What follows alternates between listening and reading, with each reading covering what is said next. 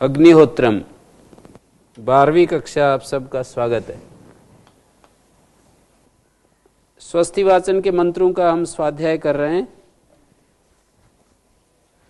आज ये मंत्र है स्वस्ति न इंद्रो वृद्धश्रवा स्वस्ति न पूषा विश्ववेदा स्वस्ति नस्तार्क्ष्यो अरिष्टनेमि स्वस्ति नो बृहस्पतिर्दधातु। वृद्धश्रवा, वृद्ध का अर्थ है बढ़ा हुआ, स्रव है जिसका, प्रवृद्धम स्रवः अंतःश्रुतम अंतःप्रेरितम ज्ञानम यस्य, बहुब्रीहि समास है। ऐसा वो इंद्र है जिसका ज्ञान बढ़ा हुआ है, जिसका अंतःश्रुत अंतःप्रेरित ज्ञान जो है वो अपरिमित है, बढ़ा हुआ है। स्रव कहते हैं अंदर से सुना हुआ ज्ञान, वृद्ध बढ़ा हुआ, स्रव अंतः प्रेरित ज्ञान, दो शब्दों को करके ये समास किया हुआ है। स्वस्ति न इंद्रो वृद्धश्रवा, वृद्धश्रवा शब्द विशेषण है इंद्र का। वृद्धश्रवा जो इंद्र है वो हमारे लिए मंगल कारक हो, न स्वस्ति दधातु, हमारा जो है मंगल विधान करे, हमारा कल्याण करे, इस तरह का यहाँ पहली पंक्ति का अर्थ है। स्वस्ति न मानी हमारा, स्वस्ति कल्याण करे। कौन? वृद्धश्रवा इंद्र, बढ़े हुए ज्ञान वाला जो इंद्र है वो हमारा मंगल करे, ये पहली पंक्ति का अर्थ है। दूसरी पंक्ति, दूसरा चरण, स्वस्ति न पूषा विश्ववेदा, विश्ववेदा पूषा, सारा सबको सब कुछ को जो जानने वाला है उसको विश्ववेदा कहते हैं। सारे ऐश्वर्य हैं जिसके, उसको विश्ववेदा कहते हैं। विश्ववेदा शब्द के दो अर्थ होंगे, सब कुछ को जानने वाला भी विश्ववेदा होता है और सारे वेदस धन को भी कहते हैं, ज्ञान को भी कहते हैं। तो सारे धन जिससे प्रवाहित होते हैं, जहां से सारे ऐश्वर्य, जिसका सारा ऐश्वर्य है, ऐसा वो विश्ववेदा पूषा है, पोषक, सर्व पोषक जो सूर्य है। विश्ववेदा विशेषण है पूषा का। पूषा को संस्कृत में सूर्य के लिए प्रयोग किया जाता है। तो विश्ववेदा पूषा, संपूर्ण धन का स्वामी जो पूषा है वो हमारे लिए कल्याण करे। यह जितना भी इस धरती के ऊपर जितना भी ये हरियाली है, जितना भी जीवन है, बादल बरसते हैं, सारी धरती में वनस्पतियां उगती हैं, हमारे शरीर में जो पोषक तत्व चाहिए उनकी प्राप्ति सूर्य से होती है, सब लोग आप अच्छे से जानते हो। तो ये विश्ववेदा सारे वेदस का, सारे धन का या सारे ऐश्वर्य का जो स्वामी पूषा पोषक जो सूर्य है वो हमारे लिए कल्याण करे। अर्थात हम उससे लाभ उठाएं और इस पर्यावरण के लिए यज्ञ और पेड़ पौधे, दो ही चीजें हैं जो इस पर्यावरण को ठीक रख सकती हैं हमारे हाथ में। क्योंकि इस समय तो ऐसा जीवन का जो क्रम है वो ऐसा बन गया कि हम पीछे जा नहीं सकते हैं, 50 साल पीछे भी नहीं जा सकते हैं।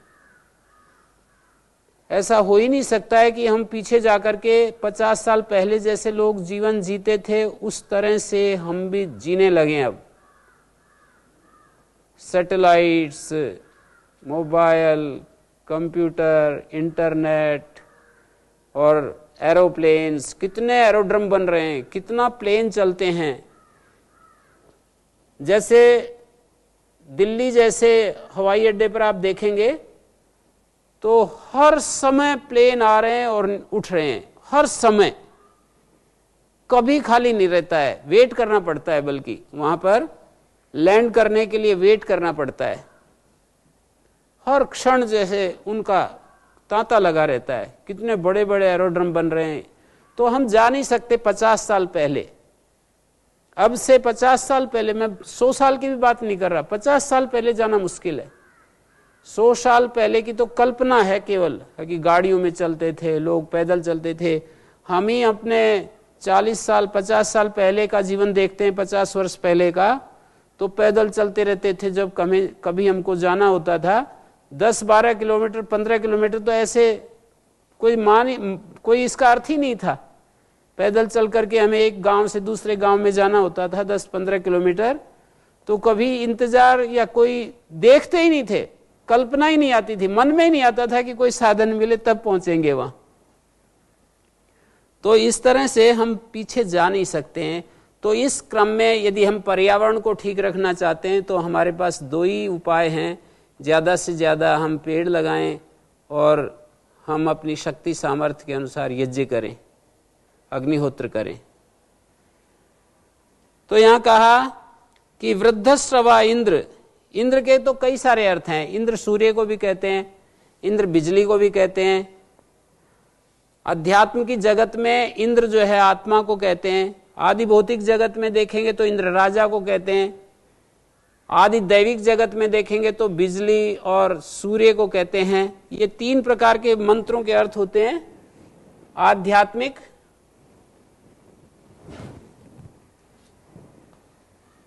आध्यात्मिक क्षेत्र में यदि इंद्र का अर्थ लेना चाहते हो तो आत्मा,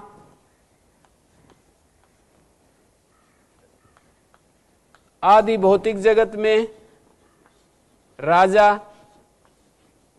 आदि भौतिक का अर्थ है ये जो मनुष्य संसार है, पशु, मनुष्य, प्राणीगण जो है उसको भूत कहते हैं। आदि भौतिक का राजा, और आदि दैविक यदि देखेंगे तो इसका सूर्य या फिर विद्युत।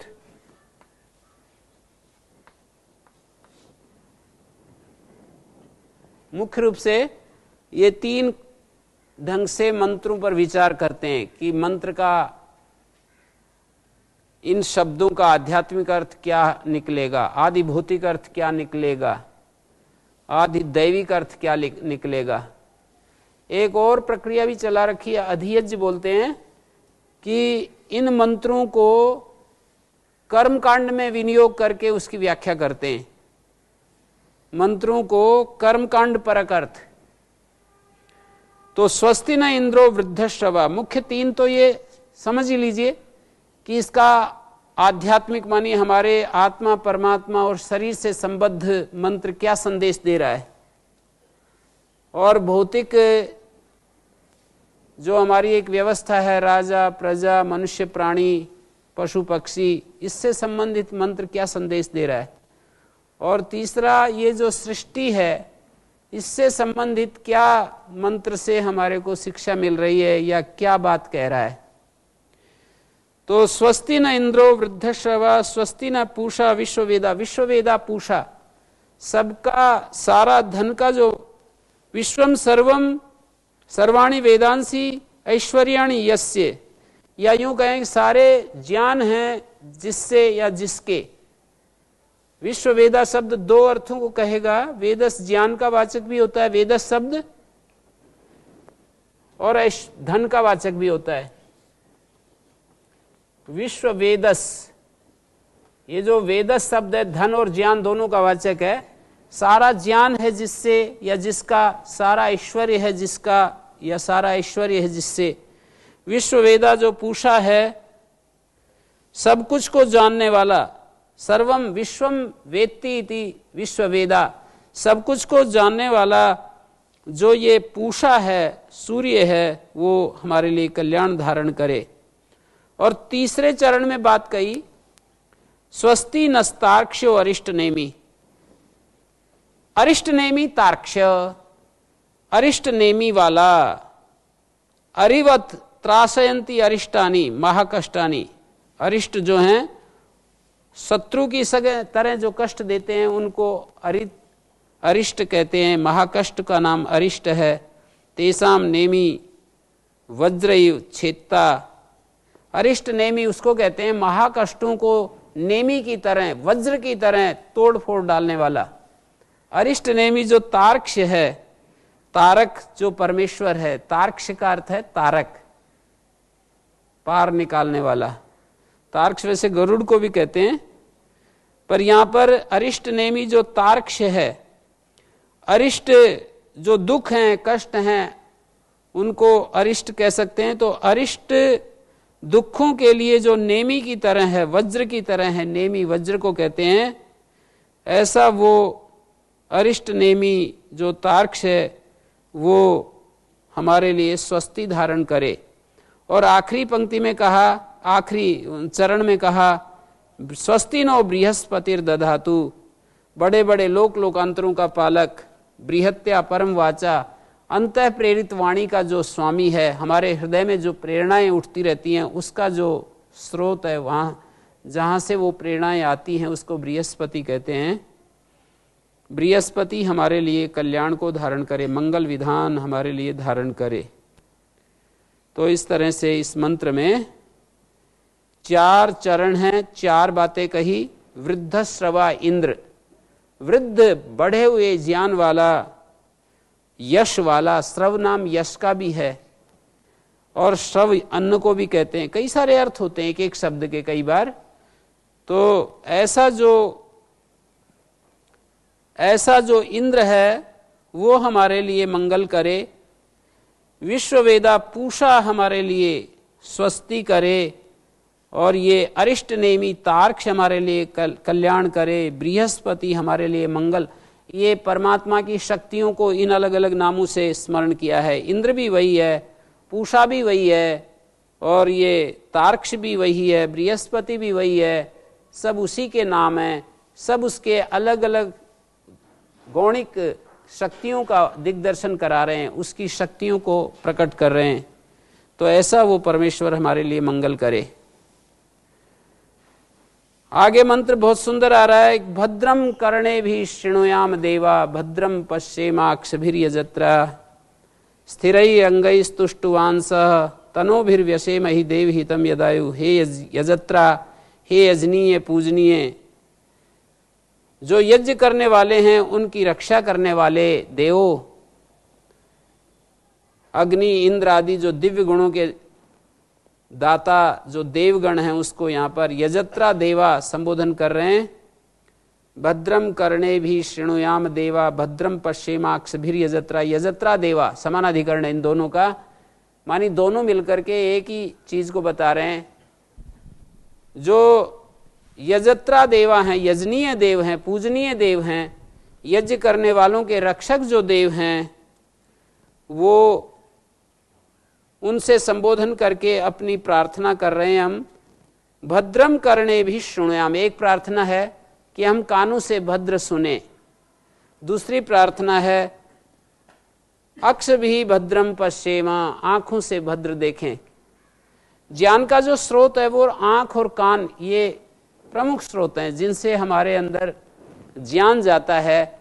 यदि हम अभद्र देखेंगे और अभद्र सुनेंगे, कोई कल्पना नहीं की जा सकती कि हम स्वस्थ रह सकें, मानसिक रूप से स्वस्थ रह सकें, कल्पना नहीं की जा सकती है। हम 2 तरह से स्वास्थ्य चाहते हैं, एक शरीर का, एक मन का। और शरीर का स्वास्थ्य तो जैसे कल परसों भी पूछ रहे थे कि शरीर का स्वास्थ्य तो हमें मिल जाता है भोजन से, आहार विहार से, निद्रा से, परिश्रम करने से, व्यायाम करने से शरीर का स्वास्थ्य मिल जाता है। पर हमारा आंतरिक स्वास्थ्य, मन का स्वास्थ्य कैसे हमें प्राप्त हो? तो उसके लिए यहाँ पर कहा जा रहा है कि मन का स्वास्थ्य प्राप्त करने के लिए हमारे को भद्रम करने भी शृणुयाम, हम कानों से भद्र सुने, और हम दूसरी बात हम क्या करें, आँखों से भद्र देखें। कानों से भद्र सुने, आँखों से भद्र देखें, ये यहाँ पर प्रार्थना की जा रही है। भद्रम करने भी, इससे मानसिक स्वास्थ्य हमारा होगा, उससे हमारी बुद्धि ठीक होगी, हमारे संस्कार ठीक होंगे। छांदोग उपनिषद का ऋषि नारद को उत्तर देता हुआ कहता है, वहां पर जो है सनत कुमार सनत कुमार नारद के प्रश्नों का उत्तर देता हुआ आखिरी में ये कहता है कि आहार शुद्धौ सत्व शुद्धि, सत्व शुद्धौ ध्रुवा स्मृति, स्मृति लंबे सर्व ग्रंथि नाम विप्रमोक्षः। एक बात कही है वहां पर कि हमारा जब आहार शुद्ध होता है, आहार शुद्धो सत्व शुद्धि, तो हमारा अंतःकरण शुद्ध हो जाता है। दो तीन बात कही है लगातार, आहार शुद्ध हो सत्व शुद्धि, आहार शुद्ध होने से हमारा अंतःकरण शुद्ध हो जाता है, और सत्व शुद्ध हो ध्रुवा स्मृति, दूसरी बात कह दी।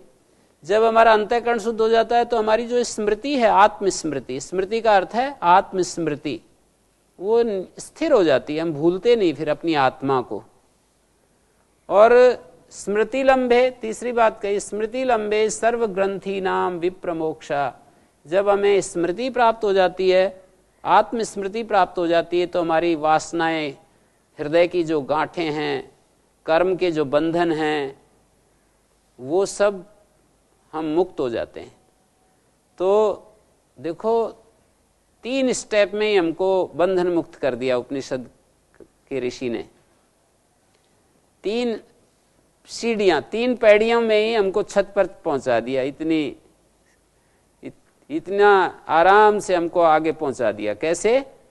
आहार शुद्ध हो सत्व शुद्धि, आहार शुद्धि से सत्व शुद्धि होगी, चित्त की शुद्धि। 3 डबल कर सकते हैं, 3 के 6 कर सकते हैं। 6 पैड़ियों में हमको ऊपर पहुंचा दिया। आहार शुद्धो सत्व शुद्धि, आहार शुद्धि से हम सत्व शुद्धि रूपी अगली जो सीढ़ी है उसके ऊपर पहुंच जाते हैं। सत्व शुद्धो जब अगली सीढ़ी पर पहुंच गए, आहार शुद्धो सत्व शुद्धि, सत्व शुद्धो ध्रुवा स्मृति, तो अगली जो तीसरी पीढ़ी है ध्रुवा स्मृति। आहार शुद्धो सत्व शुद्धि, सत्व शुद्धो ध्रुवा स्मृति, तो ध्रुव स्मृति पर पहुंच गए। अगली जो सीढ़ी हुई वो ध्रुवा स्मृति, हमारी आत्मस्मृति हमें स्थिर हो जाती है, भूलते नहीं हम। स्मृति लंबे, और उससे अगली जो सीढ़ी है स्मृति लंबे सर्व ग्रंथि नाम विप्रमोक्षा। सारी हृदय की जो गांठें, कौन सी गांठें हैं? ये हमारे वासनाओं की गांठें हैं। सर्व ग्रंथि नाम, सारी जो ग्रंथियां हैं, वासनाओं की जो ग्रंथियां हैं वो खुल जाती हैं। तो ये आप ये समझिए कि ये आहार केवल मुख से नहीं जाता है, हमारे भीतर आंखों से भी आहार जाता है, कानों से भी आहार जाता है, हमारे मन के द्वारा भी आहार हम ग्रहण करते रहते हैं। तो ये सारे ही आहार के माध्यम हैं। जो हमारे अंदर विचार उठते रहते हैं, संकल्प विकल्प उठते हैं, वो एक प्रकार का हमारे मन को हम आहार देते हैं। और आंखों से जो देखते हैं, कानों से सुनते हैं, इन सब से भी हम आहार ग्रहण करते हैं। मुख से भी आहार, मुख वाले आहार से ये जो दूसरा आहार है मन से, आंख से, कान से जो हमारे भीतर जाता है, वो तो बहुत ही ज्यादा हमारे मानसिक स्वास्थ्य के लिए बहुत बहुत बहुत आवश्यक है। तो इस मंत्र में वही कहा है कि हमारे हे यजनीय देवो, हमें ऐसी बुद्धि दो कि हम कानों से भद्र सुने, आंखों से भद्र देखें। स्थिरई रंगई तुष्टुवांस, जो स्थिर अंग हैं, माने दृढ़ और पुष्ट जो हमारे अंग हैं, शरीर के अंग,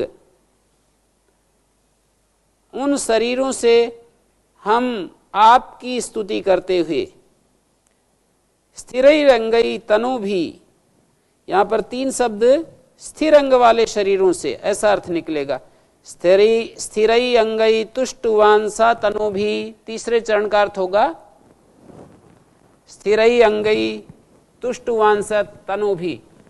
हे देवो, देवों का संबोधन करके कहा है स्थिरई अंगई, स्थिरई अंगई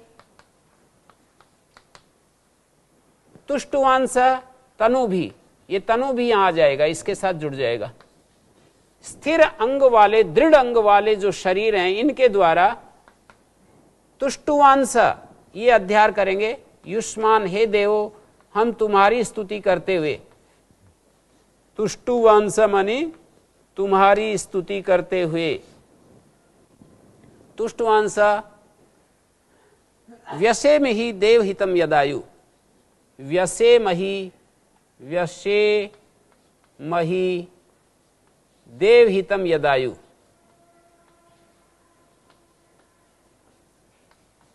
तो यहां पर ये बताया स्थिर अंग वाले जो शरीर हैं हमारे, इन शरीरों से आपकी स्तुति, दृढ़ और पुष्ट अवयव हैं जिनके, अंग का अर्थ है अवयव, जैसे हाथ एक अवयव है, पैर एक अवयव है, वाणी एक अवयव है, आंख एक अवयव है, नासिका एक अवयव है।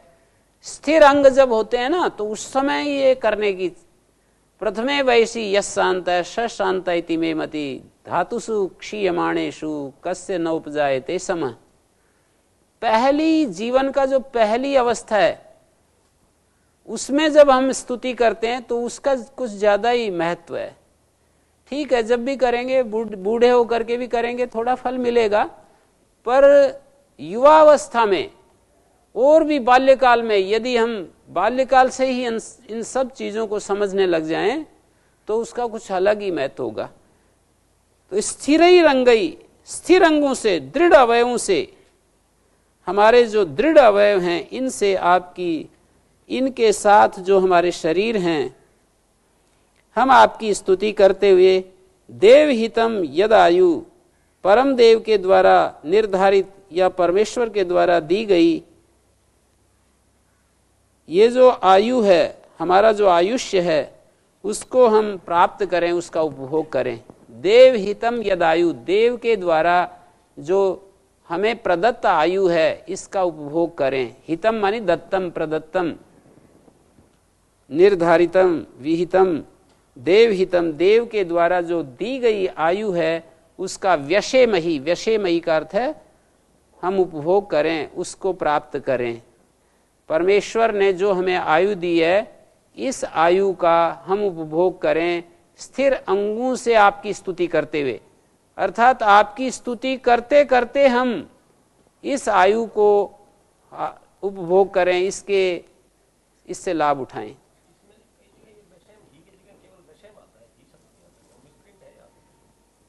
व्यसेमहि देवहितम यदायु, व्यसेमहि होना चाहिए।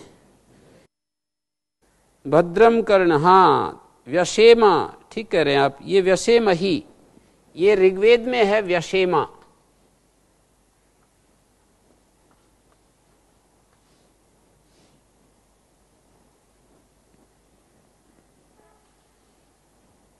ये ऋग्वेद में व्यसेमा है, परसिंपद का रूप है, ये आत्मनिपद का रूप है, व्यसेमहि, व्यसेमहि, व्यसेमा, व्यसेमहि।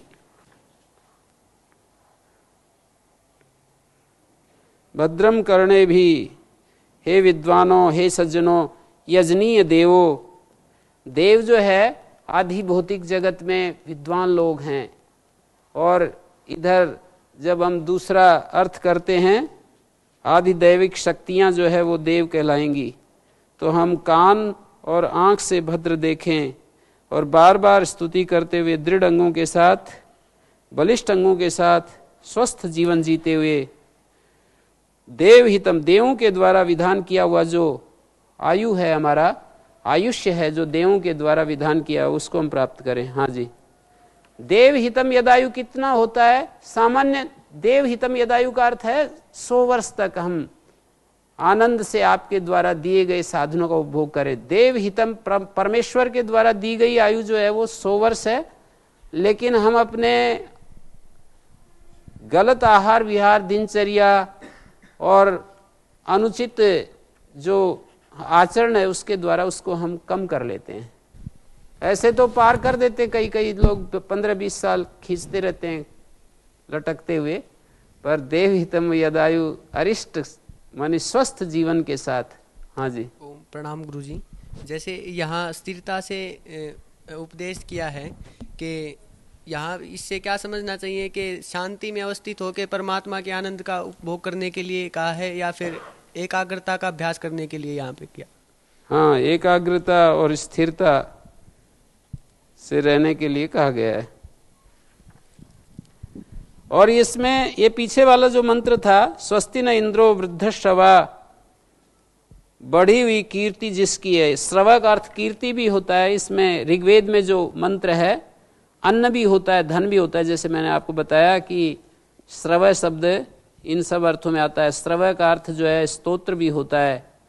तो बढ़ी हुई कीर्ति वाला, बढ़े हुए अन्नों वाला, धनों वाला, ऐश्वर्य वाला हमें कल्याण प्रदान करे। बढ़े हुए ज्ञान और ऐश्वर्य वाला पोषक परमेश्वर या सूर्य हमें स्वस्ति कल्याण प्राप्त प्रदान करे। और ये जो पूषा सूर्य होता है उसको प्रातःकाल जो सुबह सुबह का जो सूर्य है उसको पूषा सूर्य कहते हैं। उसके अलग अलग नाम रखे हुए हैं वेद में कि प्रातःकाल जो सूर्य है उसका ये नाम है, और जो ब्रह्म मुहूर्त का सूर्य है उसका ये नाम है, और दिन में जो सूर्य दोपहरी में होता है उसका ये नाम है, सायंकाल जो सूर्य होता है इसका ये नाम है, उसके गुणों के आधार पर। तो पूषा जो सूर्य है वो बहुत ही ज़्यादा हमारे लिए लाभकारी होता है। तो उसके लिए कह रहे हैं उसके समान अक्षुण्ण जो न्याय व्यवस्था जो आपकी है वो हमारे लिए वो कल्याण प्रदान करे। और स्वस्ति नस्तार्क्ष्यो अरिष्ट नेमी, अरिष्ट नेमी तार्क्ष्य, अहिंसित चक्र वाला। अरिष्ट अहिंसित ये भी एक अर्थ होता है, और नेमी चक्र है जिसका, ऐसा जो तार्क्ष है, तार्क्ष मानी सूर्य, अहिंसित आयुध है जिसका, अहिंसित चक्र वाला जो सूर्य तार्क्ष है, सूर्य है, वो हमारा अरिष्टानाम दुखानाम नेमी वज्रवत छित्ता अरिष्ट नेमी। ये सामवेद के यहाँ पर अग्न आया ही, दो मंत्र सामवेद के आ रहे हैं और आखिरी में एक मंत्र अथर्ववेद का है। अग्न आया ही वीतये गृणानो हव्यदातये निहोता सत्सी बर्हिसी। हे अग्ने संबोधन है इसमें, अग्न आया ही, ये संधि हो रही है, अग्ने आया ही।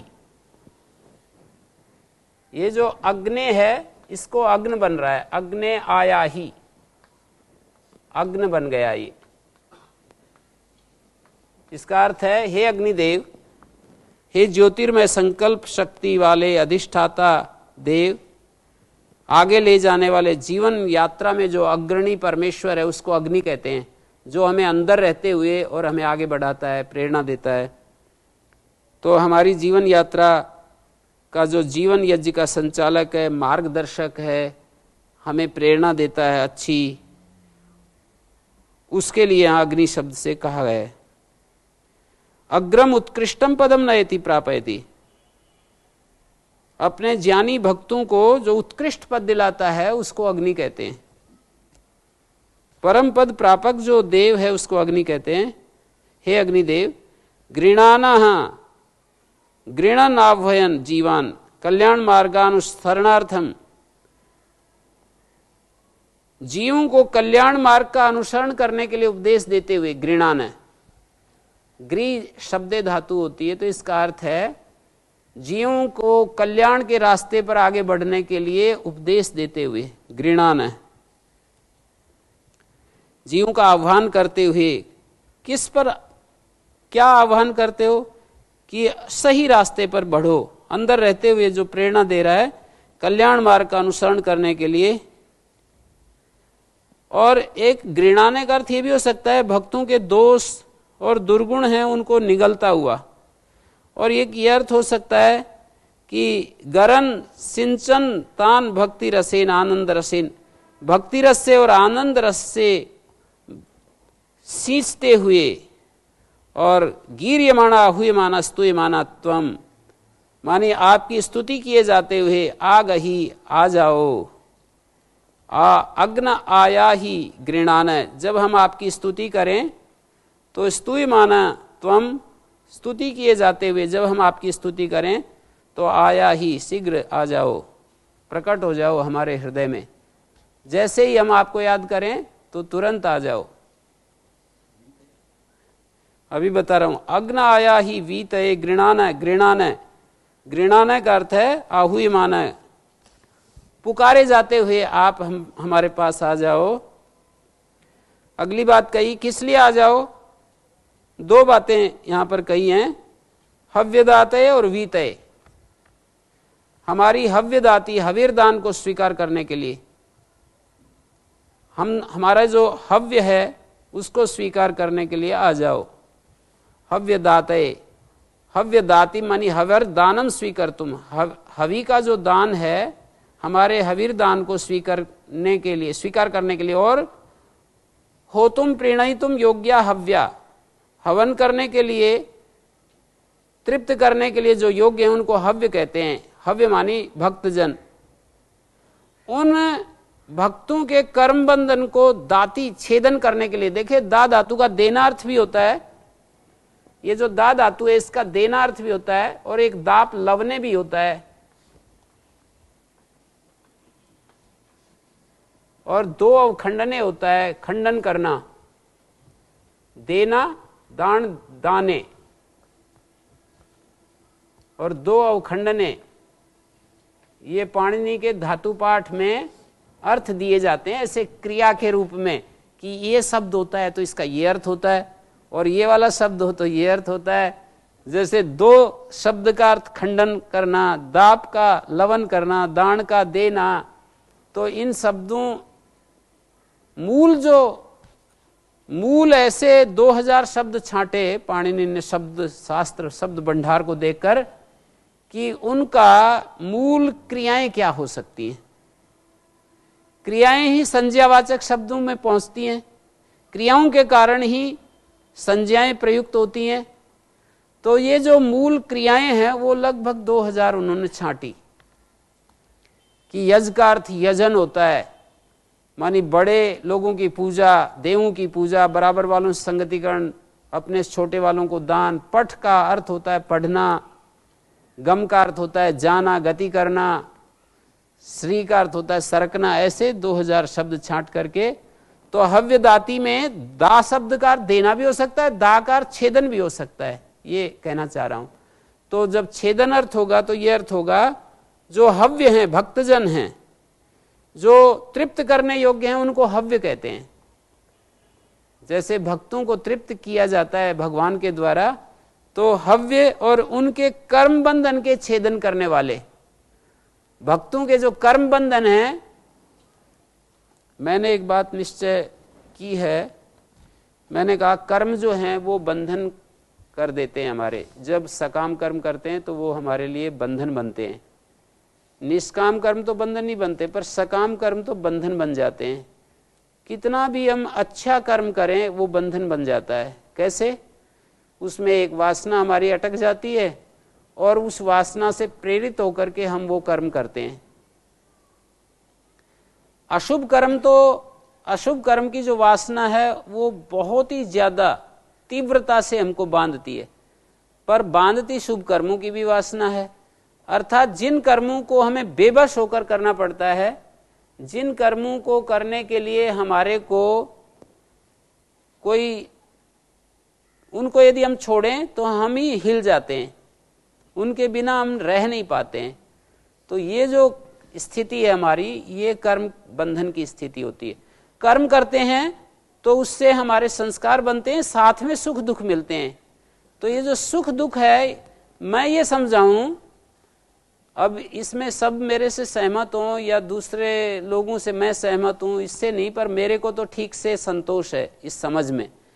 मैं ये समझता हूं कि जो ये संस्कार वाला भाग है ये कर्म का मुख्य हिस्सा है, और जो सुख दुख मिलने वाला जो पोर्शन है वो गौण है।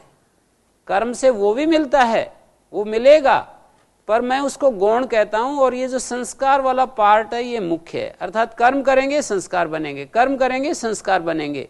उस संस्कार से हमें बार बार वो कर्म दोहराने पड़ते हैं, और उस प्रक्रिया में हमारा एक कर्माशय तो बनता ही है, जिससे कि हमारे को सुख दुख के लिए तैयारी होती है। जो हम कर्म करते हैं उससे वासना बनती है, और साथ में सुख दुख भी मिलते हैं। सुख दुख मिलेंगे तो उसके लिए जाति मिलेगी, आयु मिलेगी, भोग मिलेगा। भोग मानी भोग के साधन, आयु, शरीर, ये सब चीजें मिलेंगी। तो जब वो मिले तो उसमें हमारे को कभी कभी, यदि हमारा कर्म संस्कार गलत है तो बाहर जो हमें मिलते हैं साथी, वो अच्छे भी मिल सकते हैं, उसमें कोई निर्धारित नहीं होता है। वो अच्छे भी मिल सकते हैं, वो बहुत ही हीन कोटि के भी मिल सकते हैं।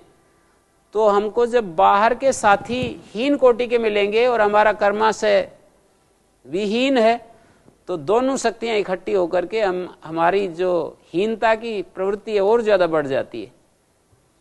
ऐसा हो नहीं सकता है कि संसार में हमें सब भले आदमी मिलेंगे, अच्छे आदमी मिलेंगे, जिनके योगी जन ही मिलेंगे, ऐसा नहीं हो सकता। सभी तरह के लोग मिलेंगे और जिस तरह के लोग हमको मिलेंगे उस तरह के ही हमारे संस्कारों को जागृत होने के लिए मौका मिलेगा। हमारे संस्कार तो दोनों तरह के होते हैं, अच्छे और बुरे दोनों होते हैं, तो उसमें बाहर के आलंबन से वो जागृत होते जाते हैं, वो हमारी प्रवृत्ति को फिर बढ़ाते रहते हैं। हाँ जी।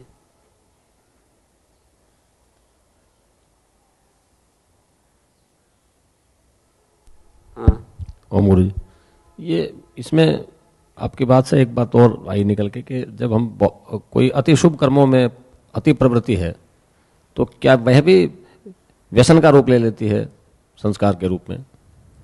इस पर कुछ थोड़ा प्रकाश डालिए। वो तो व्यसन तो उसको ही कहते हैं ना, जो हमें बांध देता है उसको व्यसन कहते हैं। विशेष रूप से हमको जो बांध दे उसको व्यसन कहते हैं। तो उसको एक रूढ़ी है व्यसन, तो व्यसन शब्द का एक रूढ़ी अर्थ होता है। यौगिक अर्थ में तो बांधता ही है, बाकी एक रूढ़ी अर्थ है जो गलत काम, गलत व्यवहार, गलत आचरण, उनके लिए ये शब्द रूढ़ होता है। तो बंधन तो है ही वो, बाकी इसमें अंतर ये मानते हैं कि भाई ये बंधन है तो अच्छे संस्कार होंगे। तो हम जैसे एक समझिए कि कुछ कर्म ऐसे होते हैं जो दिखावे के लिए किए जाते हैं और अच्छे माने जाते हैं, और कुछ कर्म ऐसे होते हैं जिनमें दिखावा हो ही नहीं सकता, कितना भी करो।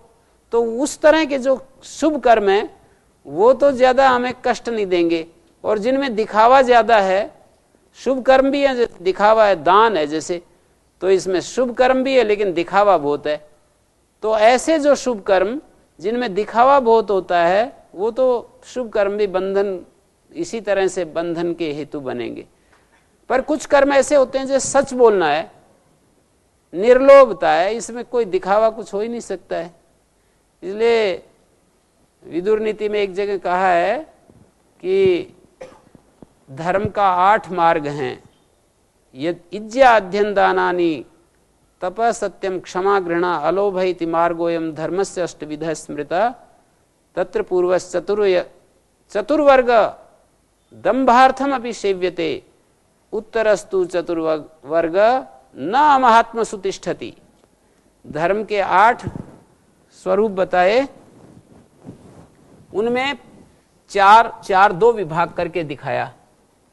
इज्जा मानी ये अग्निहोत्र, अध्ययन, इज्जा अध्ययन दानानि,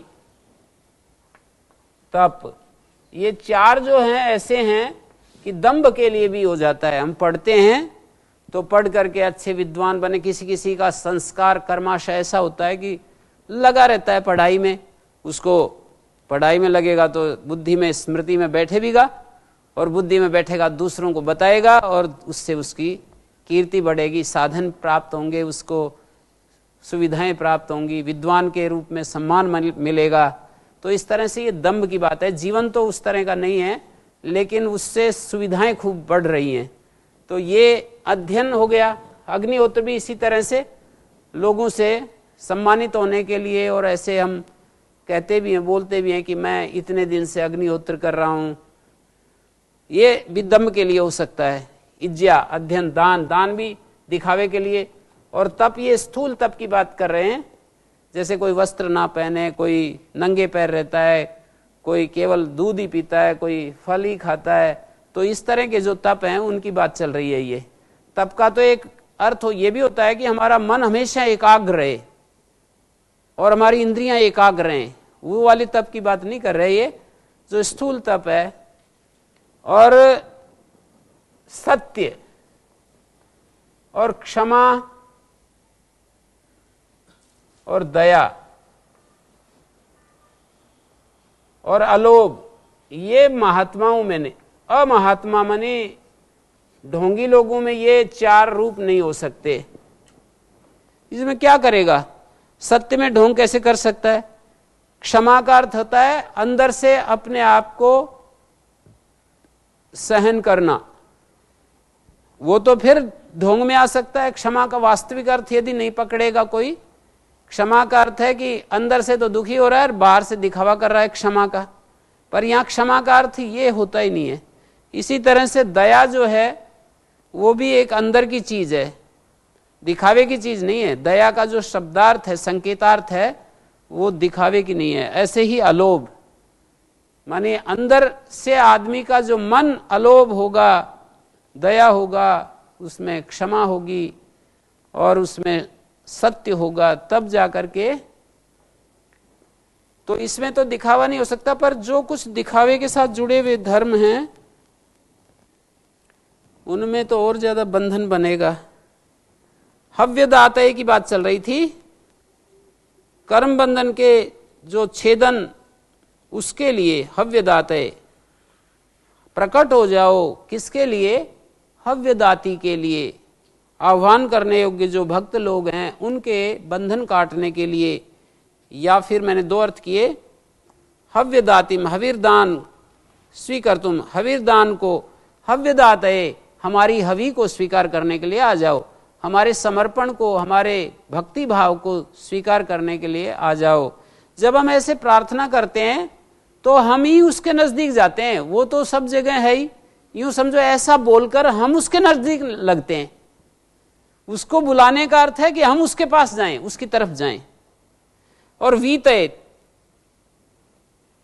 दूसरा वीतय शब्द का अर्थ है कि वीति के लिए, विगति व्याप्ति प्रजन कांतिसन खादनेशु, इस तरह से वीति बनता है उन अंधकार के निराश के लिए, वीति के लिए, तेसाम अंधकार से, वो जो भक्तजन हैं उनके अंधकार का नाश करने के लिए और भक्तों में देवत्व का प्रादुर्भाव करने के लिए।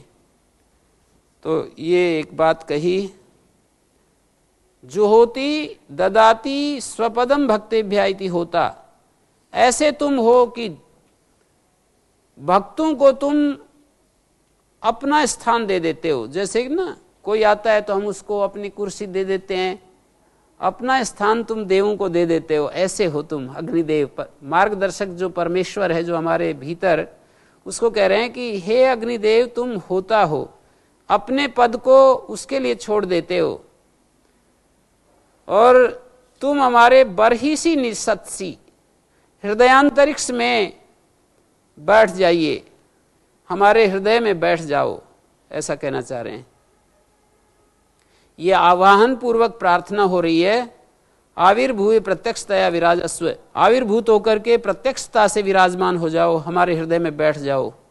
बरहिसी हृदयांतरिक्ष में, बरहिसी शब्द का अर्थ है हमारे हृदय अंतरिक्ष में, निसत्सी, निशीदसी, विराजसी, मानी हमारे हृदय अंतरिक्ष में बैठ जाओ।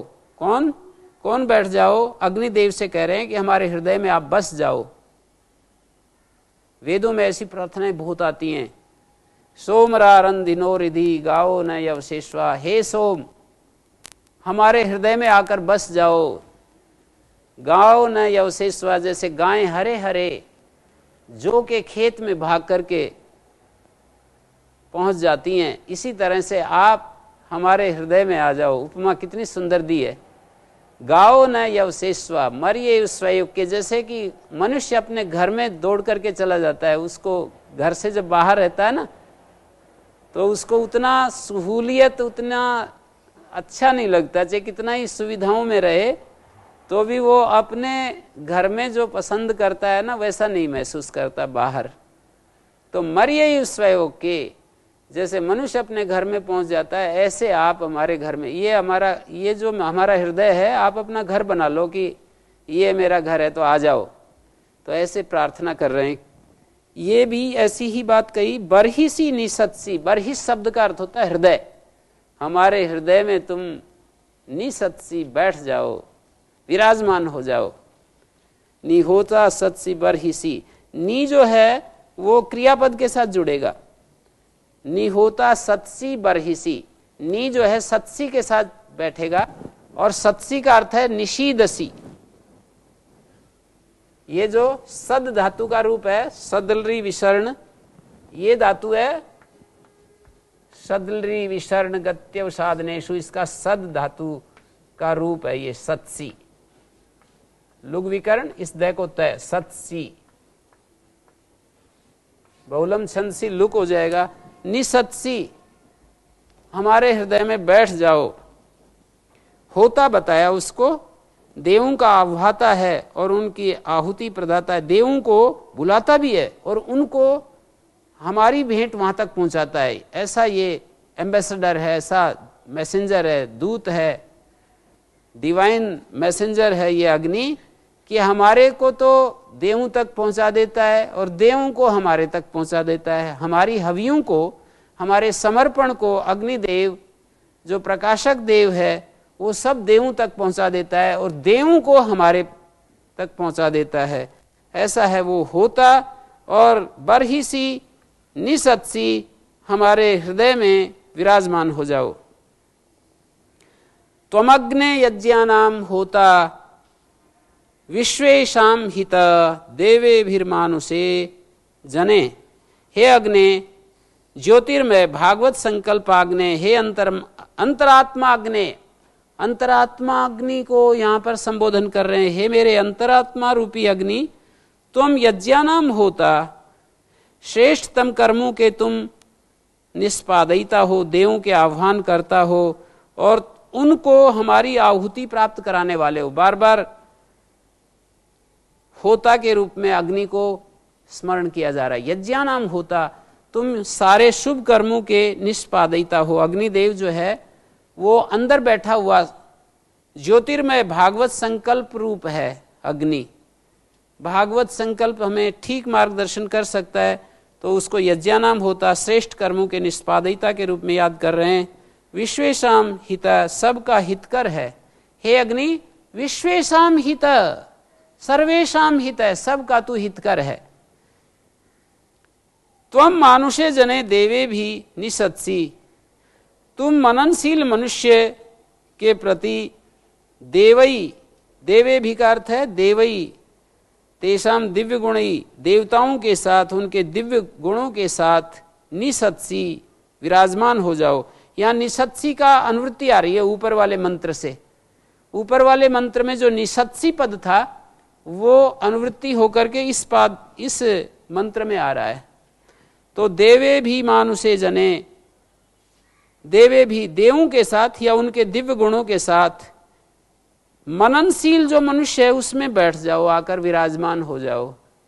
जैसे पहले तो कहा था हृदय में बैठ जाओ, अब कह रहे हैं मानुषे जने, मननशील मनुष्य में देवों के साथ, दिव्य गुणों के साथ आकर के बैठ जाओ। हे अग्निदेव, ये भगवान आएगा तो उसके साथ गुण भी आएंगे। तो हे अग्निदेव, मननशील मनुष्य के हृदय में देवताओं के साथ, दिव्यताओं के साथ बैठ जाओ, विराजमान हो जाओ। या हे अग्नि, इसका एक अर्थ और कर सकते हैं, ज्योतिर्मय भागवत संकल्पाग्नि, अंतरात्माग्नि को संबोधन कर रहे हैं। तुम विश्वेशाम यज्ञानाम होता, तुम सभी श्रेष्ठ कर्मों के निष्पादन करने वाले हो, देवों के आह्वान करता हो और उनके लिए हमारी आहुति देने वाले हो। उनके पास जो है, देवों के पास, वो तो हमें दिला देते हो। हमारी जो आहुति है, समर्पण है, हवि है, वो देवों को प्राप्त करा देते हो।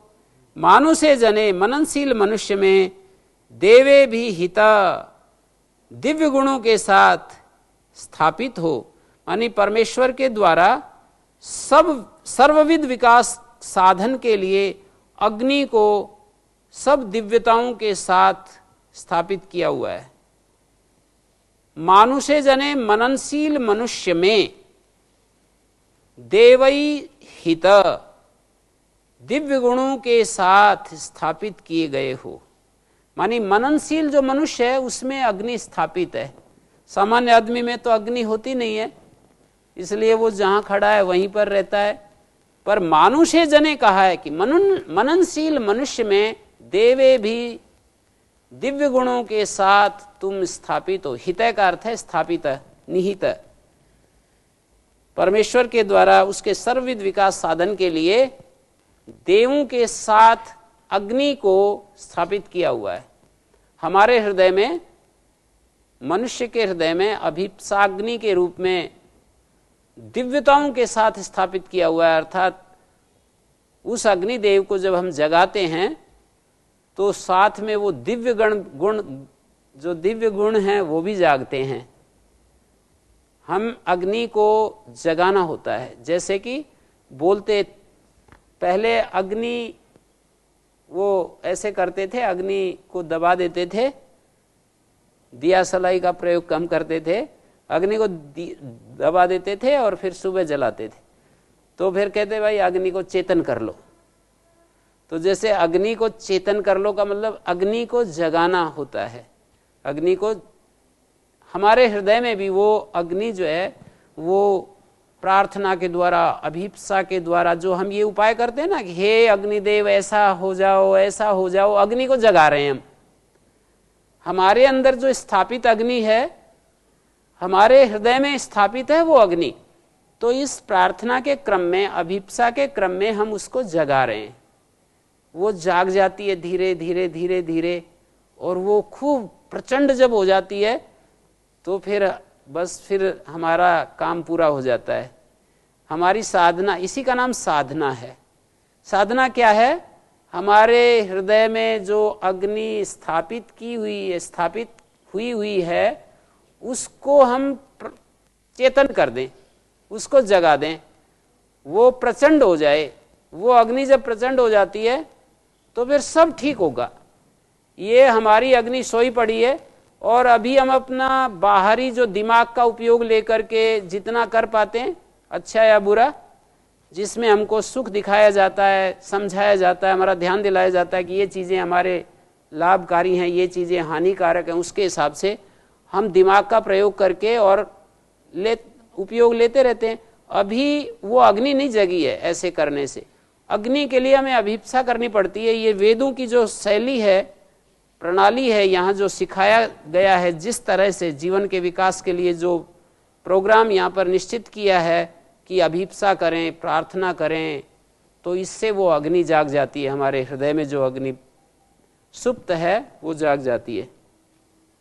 तो देवे भी मानुषे जने हित, मननशील मनुष्य में देवों के साथ, मानी देवताओं के दिव्य गुणों के साथ ये अग्नि स्थापित की हुई है।